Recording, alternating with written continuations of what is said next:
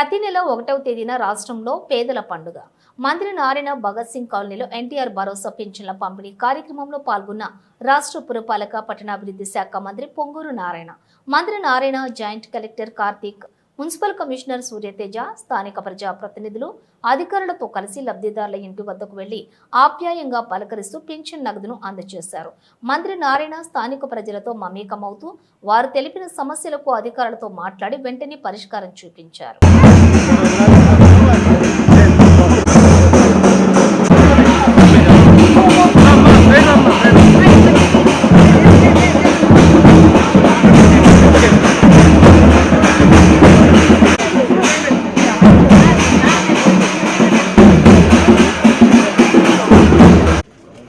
Sir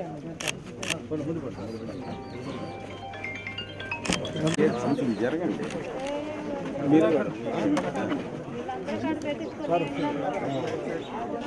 పిల్లలు ఎంతమంది జరగండి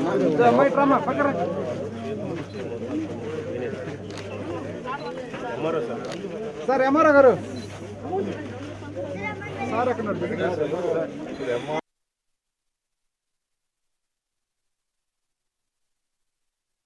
అన్నీ ఉన్నాయి. కరెంటు బిల్లు ఏం తక్కువే వస్తుంది. మీరు టచ్లో ఉండండి. కొత్తగా పెన్షన్స్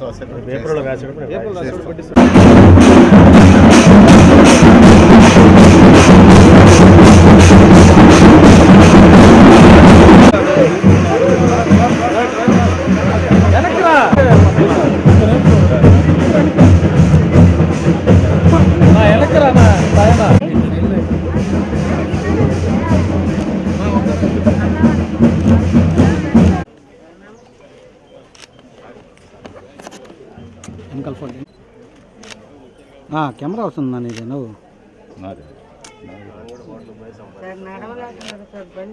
నువ్వేం చేస్తావు?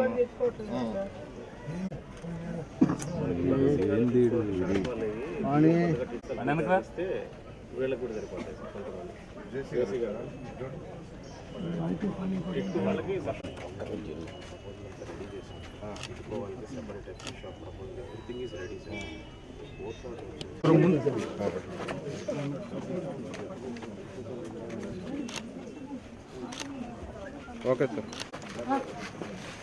సార్ ఒక్క నిమిషం సార్. Okay sir.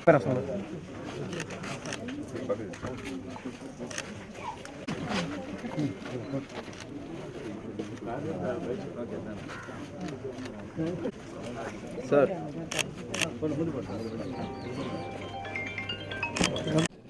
ఈ ప్రభుత్వం వచ్చిన తర్వాత ఎన్డీఏ ప్రభుత్వం ఈ రాష్ట్రంలో ప్రతి నెల 1వ తేదీ ఈ రాష్ట్రంలో పండుగ వాతావరణం ఉంది. దాదాపు 68 లక్షల మంది పేదలు, నిరుపేదలు ఎవరైతే ఉండారో, వృద్ధులు, వికలాంగులు, వాళ్ళందరికీ పండుగ వాతావరణంగా జరుగుతుంది. ఎందుకంటే ముఖ్యమంత్రి గారు ఒకటే చెప్పారు, 1వ తేదీ మీరు 99.9% పెన్షన్స్ ఇవ్వాలా. తెల్లవారుజాము 6కే పెట్టున్నారు. అయితే అధికారులు ఇబ్బంది పడుతున్నారని మొన్న 7 నుంచి ఇవ్వన్నారు, 7 గంటల నుంచి. అందువల్ల ఈరోజు వృద్ధులు వాళ్ళందరూ కూడా 1వ తేదీ ఎప్పుడు వస్తుందా అని వెయిట్ చేస్తున్నారు. అన్న ప్రకారమే ఈరోజు 99% పైన పెన్షన్స్ 1వ తేదీ ఇస్తున్నారు. అదే జగన్మోహన్ రెడ్డి మొన్న ఎలక్షన్స్కి ముందు ఇంటింటికి పెన్షన్స్ ఇవ్వమని తెలుగుదేశం ప్రభుత్వం ఆ రోజు చెప్తే అది ఇవ్వటానికి కుదరదు, అందరూ సచివాలయాలకు రండని ఆ ఎండలు వృద్ధులందరినీ యాక్చువల్గా సచివాలయానికి పిలిపించారు. అక్కడ ఇవ్వడం జరిగింది. కొందరు చనిపోవటం కూడా జరిగింది. ఇవ్వలేము, కుదరదు అని చెప్పాడు. అలా ఇంటికి పోయి ఇవ్వటం కుదరదని. కానీ ఈరోజు ఎలా కుదురుతుందండి?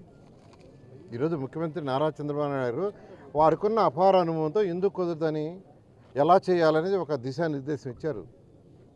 ఈరోజు చక్కగా ఒక్క రోజులో 99.9% ఇచ్చేస్తున్నారు. ఇది ఒక అనుభవం ఉన్న నాయకుడికి, అనుభవం లేని నాయకుడికి ఉన్న వ్యత్యాసం. నిన్న బడ్జెట్ పెట్టారు. బడ్జెట్లో ఎక్కువ ప్రాధాన్యత ఎవరికి ఇచ్చారు? ఎస్సీలు, ఎస్టీలు, బీసీలు. గత ప్రభుత్వం మాది పేదల ప్రభుత్వం పేదలకని చెప్పుకునేది. మాటలు చెప్తే ఏం లాభం, చేతల్లో ఉండాలి. అందుకని నిన్న బీసీలకు పెద్ద పేటేశారు, బీసీలకు బడ్జెట్లో పెద్ద పేటేశారు. అంతేకాకుండా ఎలక్షన్స్కి ముందు మేనిఫెస్టోలో ఏదైతే చెప్పారో అందులో ఒక్కొక్కటి నెరవేరుస్తూ వస్తున్నారు. పెన్షన్స్ రాగానే పెన్షన్స్ ఇచ్చారు. ఆ ఇవ్వటం కూడా ఏంది, అరియర్స్తో కూడా ఇస్తానని చెప్పారు ముఖ్యమంత్రి గారు. అరియర్స్తో కూడా ఇస్తానని మొదటి నెలలో అరియర్స్తో కూడా ఇచ్చారు. అసలు ఎవరు ఎక్స్పెక్ట్ చేయలే. ముఖ్యమంత్రి గారు అరియర్స్తో కూడా ఇస్తానంటే ఎవరు నమ్మలా, కానీ మొదటి నెలలో ఇచ్చేశారు. తర్వాత ఏదైతే 4,000 చేస్తానన్నారో, వికలాంగులకు 6,000 చేస్తానన్నారు, బెడ్ మీద లేలేని వాళ్ళు ఎవరైతే ఉన్నారో వాళ్ళు 15 అన్న ప్రకారం చేశారు. అంతేకాకుండా ఈరోజు అన్నా క్యాంటీన్ స్టార్ట్ చేశారు. 200 అన్నా క్యాంటీన్ చక్కగా 2,25,000 మంది చక్కగా భోంచేస్తుంటే 2014-19లో జగన్మోహన్ రెడ్డి అవన్నీ క్లోజ్ చేశాడు. ఎందుకు క్లోజ్ చేశాడు ఎవరికి తెలుసు. దాన్ని శాడిజం అంటారు. 5 రూపాయలకి చక్కగా ప్రతి పూటకి చక్కటి భోజనం పెడుతుంటే 204 అన్నా క్యాంటీన్లు, రోజుకు 2,25,000 మంది భోంచేసేవాళ్ళు. పేదలు నిరుపేదలు ఎవరైతే ఉదయాన్నే లేచి ప్లంబర్ పనికి, ఎలక్ట్రిసిటీ వర్క్కి లేదా మార్కెట్లోకి పోయేవాళ్ళు ఇంట్లో వండుకొని పోలేరు, తినిపోలేరు, టైం చాలదని అన్నా క్యాంటీన్స్ పెట్టారు. వాటిని మూసేసాడు. ఎందుకు మూసేసాడో తెలియదు. అదే సైకో మెంటాలిటీ. మళ్ళీ ఈ ప్రభుత్వం రాగానే వెంటనే అవన్నీ రీఓపెన్ చేస్తాం, వెంటనే రీఓపెన్ చేసాం. అదేవిధంగా గ్యాస్ సిలిండర్లు 3 గ్యాస్ సిలిండర్లు ఉచితంగా ఇస్తామని చెప్పడం జరిగింది. దాన్ని ఇంప్లిమెంట్ చేసాం. ఈ బడ్జెట్లో అంటే ఈ సంవత్సరంలోనే, ఈ సంవత్సరం ఎండింగ్ లోపల పిల్లలకి తల్లికి వందనం కింద ఎంతమంది పిల్లలు ఉంటే అంతమందికి 15,000 ఇస్తామని చెప్పడం జరిగింది. దాన్ని ఫుల్ఫిల్ చేయడానికే క్యాబినెట్ జరిగిన బడ్జెట్లో చక్కగా పెట్టారు. అదేవిధంగా రైతులకి 20,000 ఇస్తామని యాక్చువల్గా ఎలక్షన్స్ ముందు చెప్పడం జరిగింది. కేంద్ర ప్రభుత్వం 6,000 ఇస్తుంది, 14,000 రాష్ట్ర ప్రభుత్వం ఇస్తుంది. కౌలు రైతులు అయితే వాళ్ళకి 20,000 ఇస్తామని నిన్న బడ్జెట్లో పెట్టారు. రాష్ట్ర ఖజానా ఖాళీ వచ్చేటప్పటికి అనేక ఆర్థిక ఇబ్బందులు జగన్మోహన్ రెడ్డి కానీ వాళ్ళ ఫైనాన్స్ మినిస్టర్ కానీ అసలు రాష్ట్రాన్ని ఎలా పరిపాలించాలా, ఆర్థిక వ్యవస్థను ఎలా తీసుకోవాలో తెలీదు. ఒకరికి జీతం 10,000 వస్తుందంటే వాడు ప్లాన్ చేసుకుంటారు. ఇంటికి రెంట్ ఎంత, పాలకి ఎంత, ప్రొవిజన్స్కి ఎంత, మిల్క్కి ఎంత, పిల్లలకి చదువు ఎంత. 25,000 ఇచ్చేవాళ్ళు ప్లాన్ చేసుకుంటారు. దాన్ని బడ్జెట్ అంటారు. 50,000 నెలకు జీతం వచ్చేవాళ్ళు చేసుకుంటారు. 1,00,000 జీతం వచ్చేవాళ్ళు ప్లాన్ చేసుకుంటారు. 5 లక్షల ఆదాయం వచ్చేవాళ్ళు కూడా ప్లాన్ చేసుకుంటారు. అదేవిధంగా రాష్ట్రానికి వచ్చే బడ్జెట్ని కూడా ఒక ప్లానింగ్ ఉండాలి. అలాంటి ప్లానింగ్ గత ప్రభుత్వం లేక నిర్విరామం చేసి అన్ని వ్యవస్థలు నిర్మాణం చేసింది. నా శాఖకు తీసుకుంటే మున్సిపల్ శాఖకి ప్రజలు కట్టే ట్యాక్సులు ఏదైతే ఉన్నాయో అవి మున్సిపాలిటీలో ఉండాలి. మున్సిపాలిటీలో చైర్పర్సన్, మేయర్సు, కౌన్సిలర్స్ ఉంటారు. వాళ్ళందరూ కౌన్సిలర్స్ అందరూ మీటింగ్లు పెట్టుకొని నిర్ణయించుకోవాలి ఆ డబ్బులతో ఏం చేయాలి. రోడ్లు వేయాలా, లైట్లు వేయాలా, డ్రైనేజీలు కట్టాలా, కమ్యూనిటీ హాల్స్ కట్టాలా, ఇంకేం చేయాలని వాళ్ళు నిర్ణయించుకోవాలి. ఆ డబ్బులను వాళ్ళు ఖర్చు పెట్టుకోవాలి. అట్టాడిది జగన్మోహన్ రెడ్డి CFMSలో తీసిపోయి దాని దారి మళ్ళీ ఇచ్చేశాడు. అయితే ఈరోజు నేను ముఖ్యమంత్రి గారిని అడిగాను, సార్ మా 123 మున్సిపాలిటీస్ ఉన్నాయి. 123 మున్సిపాలిటీలో ప్రజలు ఇంటి పన్ను, water tax, vacant tax, building approval కడుతున్నారు.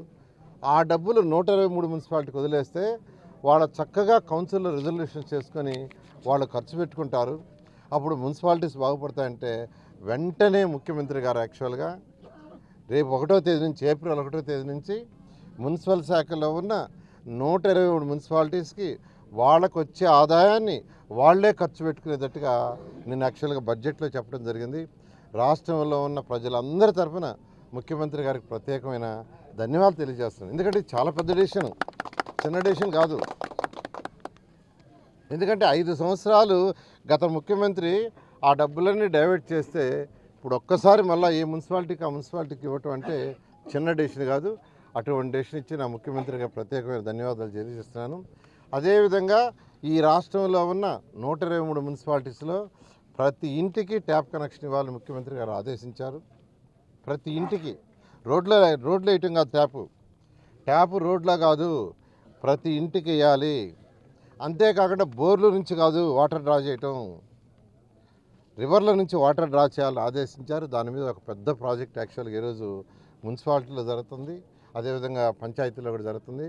3 సంవత్సరాల్లో ఈ రాష్ట్రంలో ఉన్న ప్రతి మున్సిపాలిటీలో ఉన్న ప్రతి ఇంటికి కొళాయి కనెక్షన్ ఇస్తామని ఈ సందర్భంగా తెలియజేస్తూ, ఇలా ఈ ప్రభుత్వం ప్రజాప్రభుత్వం ప్రజల అవసరాలు ఏదో గమనించి చేస్తుంది. నిన్న బడ్జెట్ చాలా చక్కగా మంచి బడ్జెట్ని ప్రవేశపెట్టారు. అందుకని ముఖ్యమంత్రి గారికి ప్రత్యేకంగా ధన్యవాదాలు తెలియజేస్తాం.